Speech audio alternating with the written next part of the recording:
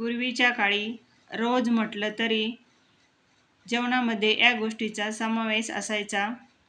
दह्यामध्ये आवश्यकतेनुसार पाणी आणि चवीप्रमाणे मीठ घालून फेटून घेतलं. तडका पॅनमध्ये तेल गरम झालं की जिरं, मोहरी, हिरवी मिरची, हिंग, हळद घातली आणि कढीपत्ता बारीक चिरून घालायचा, म्हणजे त्याची चव छान येते.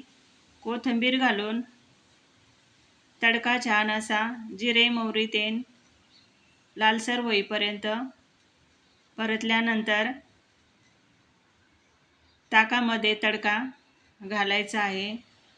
बघा, याला पूर्वीच्या बायका ताक पोळवलं असं म्हणायच्या.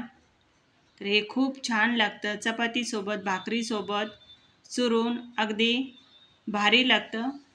रेसिपी आवडली असेल तर सपोर्ट करा. धन्यवाद.